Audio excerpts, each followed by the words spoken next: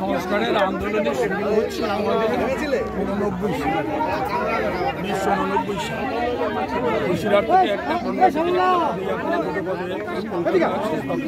যাই রাজ্যপালের কাছে। তারপরে বামফ্রন্ট সরকারের আমলেই যারা ছবি তুলতে পারছে না আমাদের জন্য এটা তো আমি বলতে পারছি তেঁতুলিয়া পর্যন্ত কাটা হয়। তারপরে ভূমিকা নেই। যখন সেন্ট্রাল গভর্নমেন্টের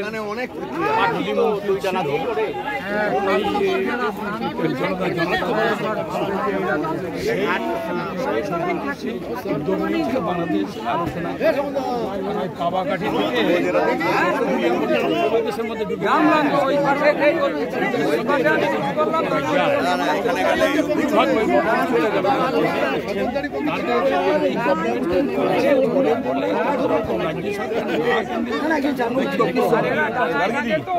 সেই জন্য আন্দোলনটা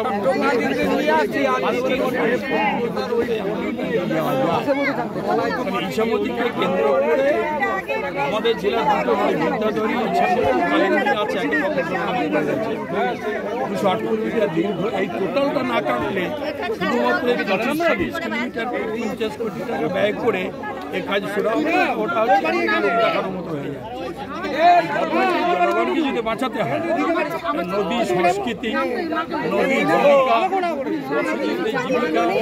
কৃষিজীবী নানান সম্পদ কিন্তু নদীর উপরে এতদিন মৃত প্রায় সব মৃত প্রায় হয়ে গেছে। হেঁটে পার হওয়া যায় ইচ্ছামতি।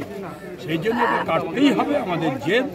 এইটুকু আন্দোলন এই প্রতীকী আমাদের সরকারের দৃষ্টি আকর্ষণ করার জন্য এটা বড় বড় মিছিল হবে। এখান থেকে বঙ্গোপসাগর পর্যন্ত আমরা আগস্ট মাসের দিকে মিছিল চলে যাবে। বঙ্গা থেকে শুরু করে একদিন হবে না, প্রচুর বেরোয় হাজার হাজার রাস্তায় না। আমরা কোনো রাজনৈতিক দলের পক্ষ থেকে করতে চাইছি না। আমরা কৃষক সভার সংগঠন, কিন্তু কৃষক সংগঠনের সঙ্গে যুক্ত হচ্ছে নদী বাঁচাও এবং হাজার হাজার এরকম ইচ্ছা আছে মানুষের ইচ্ছা প্রকাশ করছে। তারা রিসার্চ করছে, গবেষণা করছে, নদী বাঁচাও কমিটি করে তারা নানান রকম সবাইকে নিয়ে আমরা চাই। লক্ষ লক্ষ মানুষ যাতে যুক্ত হয়। কৃষকদের প্রতি বছর বন্যার হাত থেকে না বাঁচালে আমাদের এই সাবজেকশনের বন্যা বসিরহাট কাজ করতে পারবে।